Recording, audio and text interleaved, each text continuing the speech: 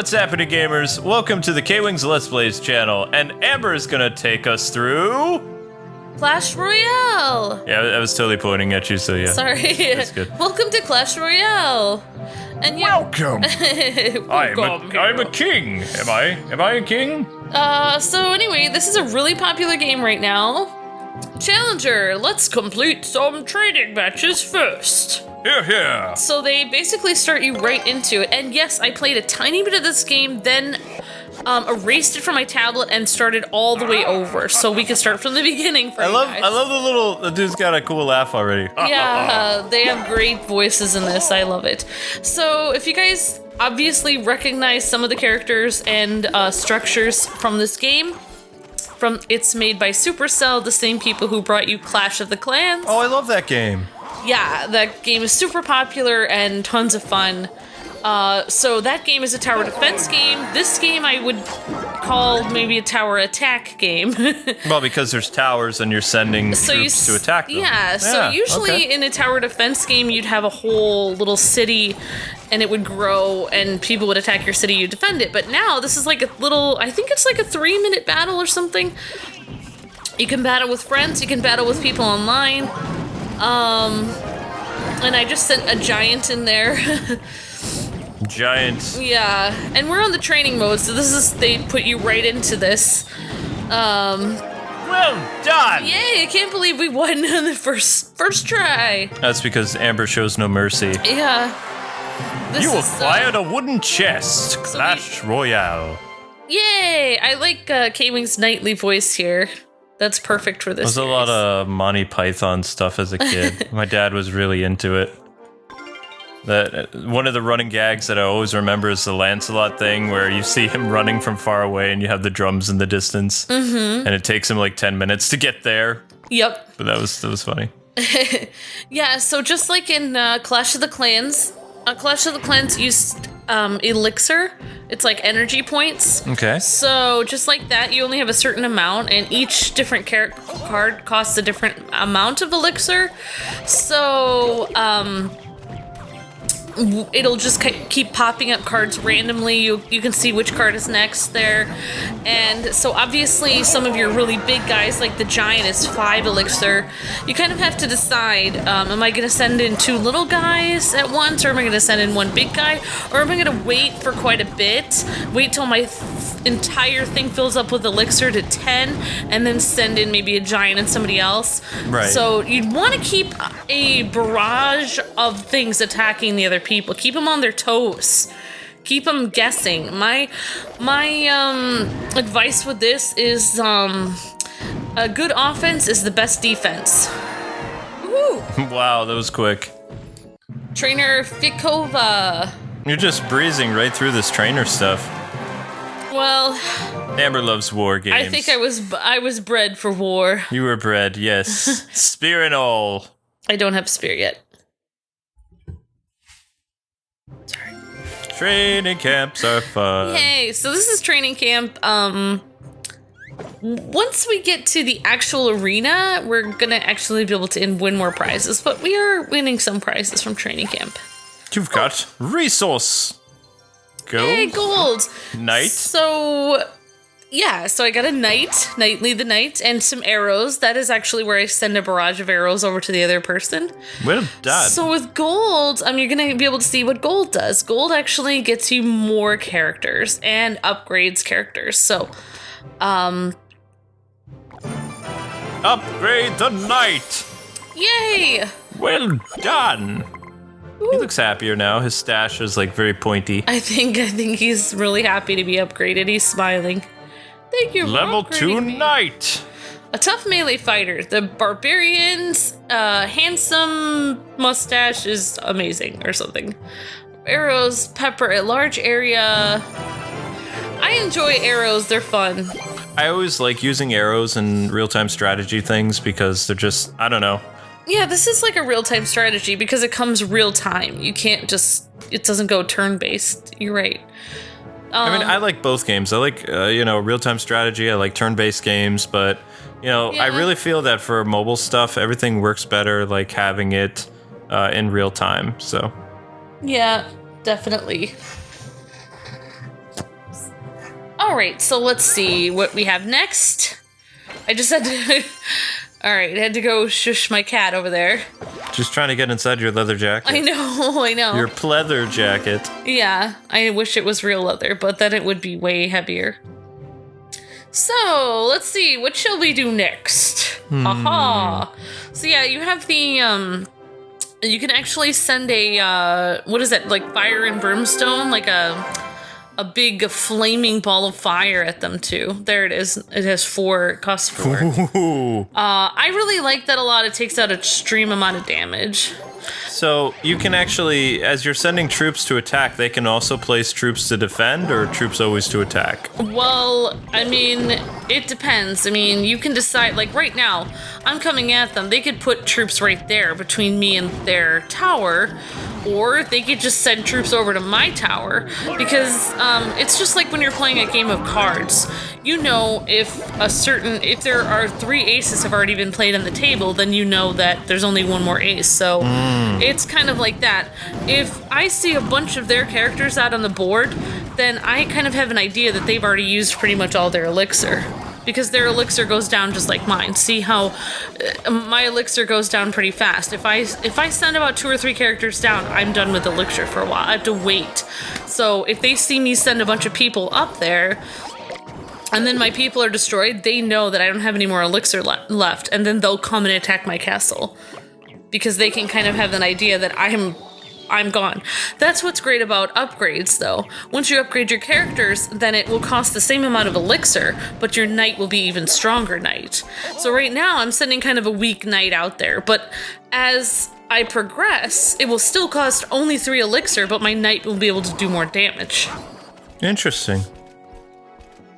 Yeah, I think so. I think this game, you can do quite a bit of strategy with this game. And I know our PR guy Tony really enjoys this game a lot. Yeah, I hear Tony does talk about this a lot. He enjoys, you can fight with your friends online, you can join a clan, which I have not gotten to that. You have to be at level 3 to join a clan. And we're gonna see lots of arenas, Kwing. Just you wait. I'm gonna show you all kinds of, we're gonna have more weapons, we're gonna have more people, we're gonna be able to play with like goblins, winged creatures. And you don't have these characters anymore because you started over? Right, I'm starting right at the beginning. So we're gonna gain them as we go on. I'm kind of showing people what it's like from the very beginning. So as you can see, the name of the trainer keeps changing. That's because each time you kind of get past that trainer, they'll give you a new trainer. So now I'm on Trainer Klaus. Trainer Klaus. I like the names of the trainers. The names are cool. The knight is one of my favorites. He's actually pretty strong. He only costs 3 elixir, but he actually does some really awesome damage. Well, he was able to take care of all those little archer guys without any problem. I also like sending, maybe like, see how I have archers and him together? You get a long range and a short range guy together.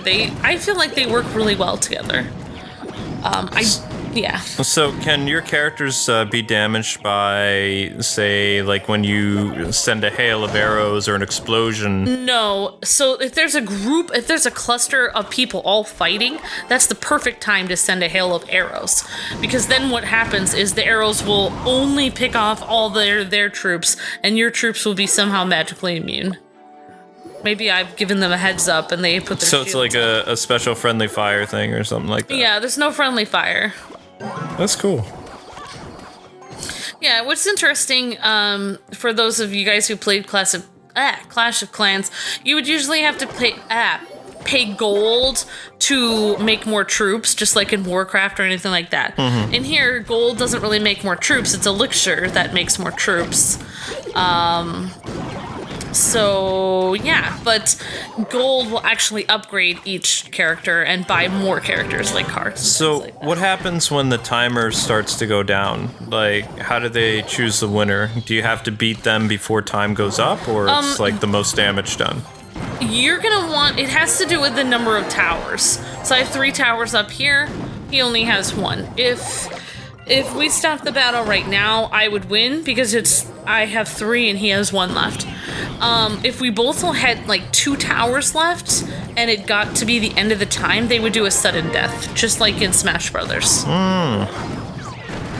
Interesting. So what's really cool about this game is that, it's really easy to play just for a few minutes. Yay, I won again. That was really down to the wire, that one. Bravo! Win and done. Thank you. It's gonna be down to the wire later on. You're gonna see some matches.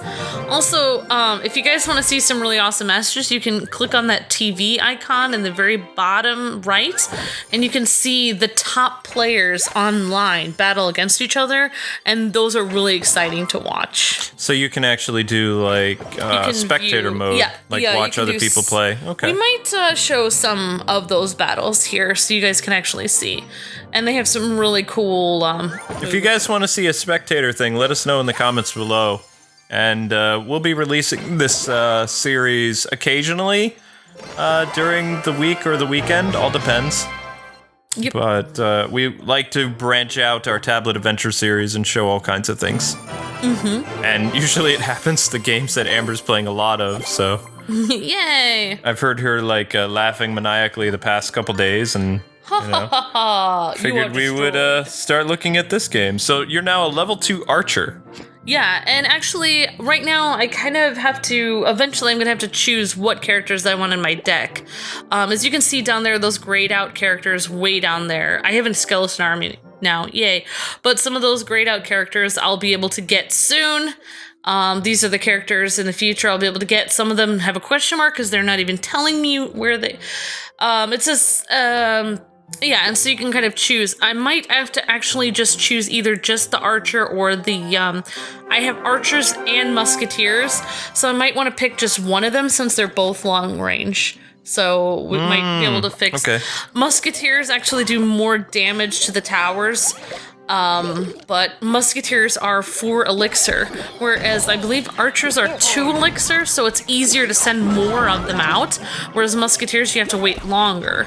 So you would be able to send more archers out, so you kind of have to decide how to spend your elixir. I mean, that's basically how it is. And we just got the skeleton army, so we're gonna see how this goes. So with battle decks, you can only have like a set amount of troops and defense and offensive abilities? You can actually, you can put whatever cards you want in your deck. If you want all of them to be big, heavy hitters, you can try that. But then you have no way of defending yourself. Yeah, they can kind of defend. One thing I think is really interesting about the giant, some of them defend. Like, the knight is pretty good. You can actually have him defend. He can fend off a lot of enemies with that sword. He's pretty good. But yeah, I agree. I think, having the little guys defend you is good. It all depends. You can actually stick the people wherever you want. If you want to stick them further back while there are troops coming at you, like right now, I could stick somebody right there. But since those people are so puny, I just killed them with my archer from the tower, so it didn't really even so matter. Dark. It didn't, look at those goblins. They're not much of a, I just killed them, see? They're not much of a, you don't want to spend your money where you don't have to. I just killed the guy in one blow. So, sometimes, and your tower can take quite a bit. See, my tower only has 1 damage. Mm-hmm. It's not like, I don't lose points for having my tower damaged. I would lose a point for having my tower destroyed. So, for me, like I was saying before, the best defense is a good offense. If I keep them busy over on their side, then they are going to have to spend time and energy defending, and all the battle will be over on their court. It's just like when you play soccer. You want the ball down on their end, and you want their goalie to be, rushing around defending himself and freaked out. You don't want the ball on your end. That's how I see it, because I played a lot of soccer, so... So right now you're having your knight kind of fend off these little guys while you're attacking up there. And now you're going to send him over there. Yeah, I decided to put my knight over there. I'm I'm still kind of building a strategy, but yeah, I do try to get as much office as possible, but yeah, I am trying to keep them busy. If I can keep them busy on one side, one thing that I do that's kind of sneaky is I try to distract my enemy, especially if it's the computer player, by sending their armies on one side, and then while they're busy with that, then I put a horde of people on the other side without them even noticing, and then I'll like go get their tower. So, you know, it's drawing the eye where you want them to go. You won by default, basically, because you defeated two of their things and they just had their king left. But anyway, guys and gals, thank you so much for watching the first episode of Clash of Royale. Don't forget to like, comment, and Clash Royale. Thanks so much for taking the time to watch. Don't forget to like, comment, and subscribe. Bye-bye. God bless and happy gaming. See ya.